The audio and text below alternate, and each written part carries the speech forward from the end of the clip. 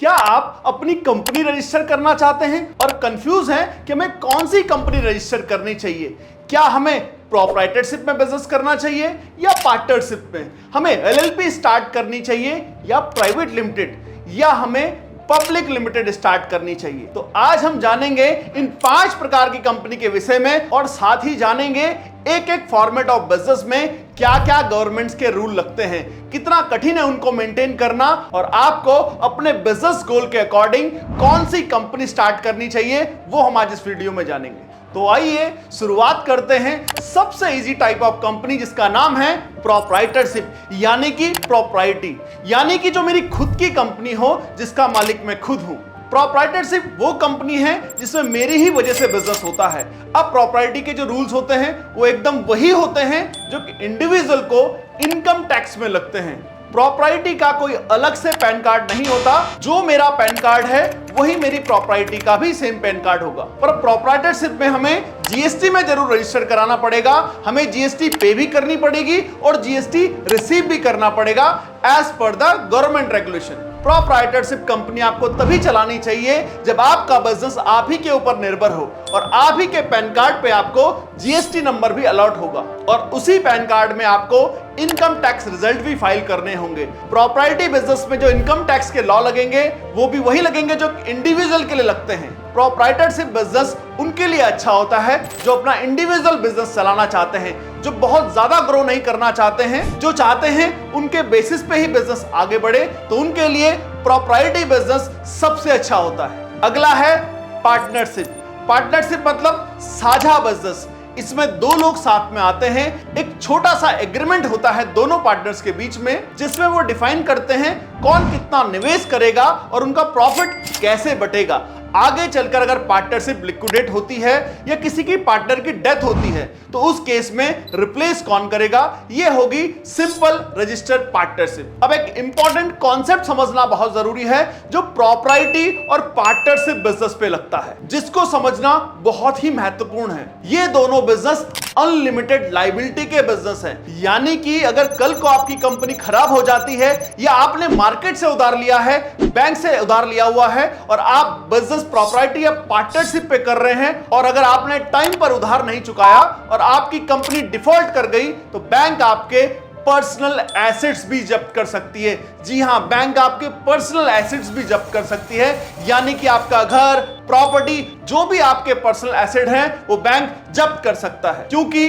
Property और partnership में आपकी अनलिमिटेड लायबिलिटी है। इसीलिए वर्ल्ड वाइड एक कॉन्सेप्ट चलता है लिमिटेड लायबिलिटी, यानी कि जितना एक एंटरप्रेन्योर ने निवेश किया है या प्रमोटर ने निवेश किया है कंपनी में, सिर्फ उसकी उतनी ही लायबिलिटी हो। कई बार आपने सुना होगा कि कंपनी दिवालिया घोषित हो गई, पर कभी आपने ये नहीं सुना होगा कि प्रमोटर का खुद का घर जब्त हो गया। ये क्यों नहीं होता? वो इसलिए नहीं होता क्योंकि उनकी जो कंपनी है वो प्राइवेट लिमिटेड होती है या पब्लिक लिमिटेड होती है या लिमिटेड लायबिलिटी पार्टनरशिप होती है, जहां पे एक प्रमोटर की, एक एंटरप्रेन्योर की लिमिटेड लायबिलिटी होती है। इसमें बताया जाता है कि एक प्रमोटर, एक एंटरप्रेन्योर जितना निवेश उसकी कंपनी में करेगा उसका रिस्क सिर्फ उतना ही होगा।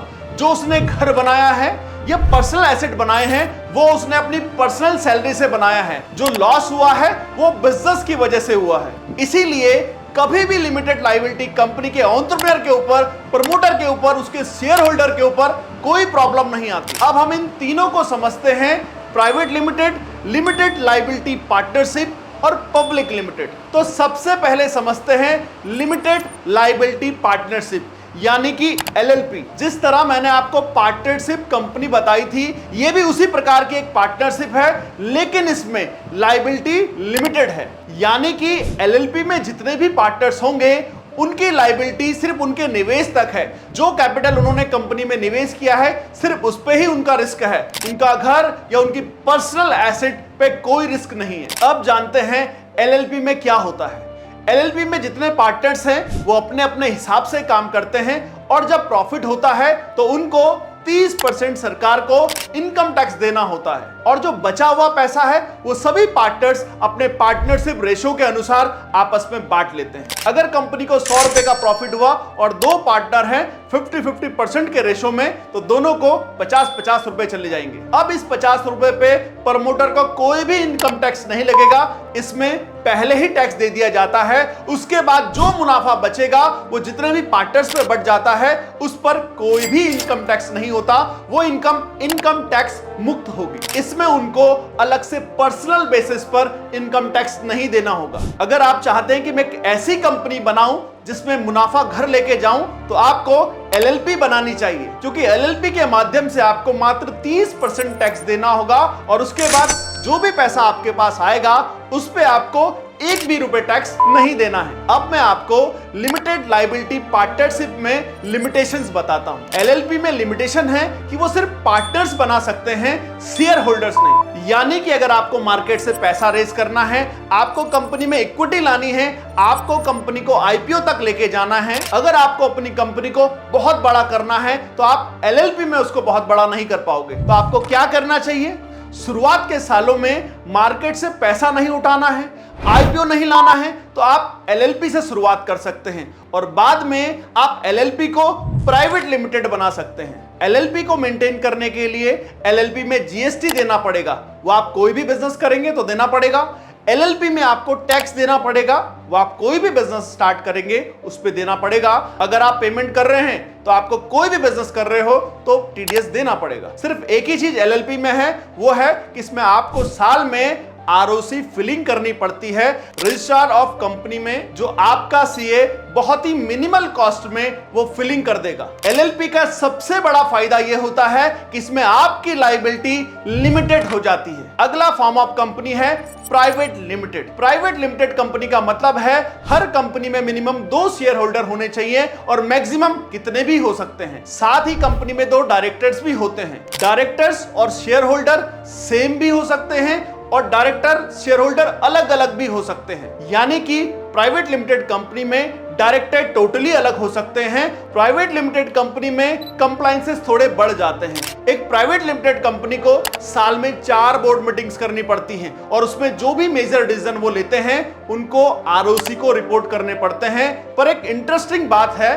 गवर्नमेंट ऑफ इंडिया ने प्राइवेट लिमिटेड कंपनीज को कुछ इंटरेस्टिंग छूट दी हुई है। पहला, अगर एक प्राइवेट लिमिटेड कंपनी का टर्नओवर 400 करोड़ से नीचे है तो उसको 30% टैक्स की जगह मात्र 25% टैक्स लगेगा। बट LLP में ऐसा नहीं है। सिर्फ यह बेनिफिट प्राइवेट लिमिटेड कंपनी को और पब्लिक लिमिटेड कंपनी को मिलता है। दूसरा, अगर नवंबर 2019 के बाद एक मैन्युफैक्चरिंग यूनिट सेटअप किया है प्राइवेट लिमिटेड कंपनी में, तो उसमें केवल 15% टैक्स लगेगा। जी हां, मात्र 15% टैक्स लगेगा। और ये दोनों बेनिफिट सिर्फ प्राइवेट लिमिटेड और पब्लिक लिमिटेड कंपनीज में ही मिलते हैं, क्योंकि गवर्नमेंट चाहती है कि कंपनीज में निवेश हो, कंपनी मार्केट में अपना IPO लाए और फॉरेन इन्वेस्टर कंपनी में पैसा डालें, जिससे बाहर का कैपिटल इंडिया में आता है और इंडिया और समृद्ध हो जाएगा। तो प्राइवेट लिमिटेड कंपनी को काफी बेनिफिट्स मिलते हैं। प्राइवेट लिमिटेड कंपनी में कल को आप अपने शेयर्स इश्यू कर सकते हैं, आप अपनी कंपनी के लिए प्राइवेट इक्विटी ला सकते हैं, वेंचर कैपिटल से फंड लेके आ सकते हैं और साथ ही कल को आप अपनी कंपनी को पब्लिक लिमिटेड भी कर सकते हैं। प्राइवेट लिमिटेड कंपनी में कंप्लायंसेस थोड़ा ज्यादा होंगे। प्राइवेट लिमिटेड कंपनी से जब भी कोई प्रमोटर पैसे निकालता है तो उस पे उसको पूरा इनकम टैक्स लगेगा। प्राइवेट लिमिटेड कंपनी से पैसा बाहर निकालना थोड़ा महंगा पड़ता है।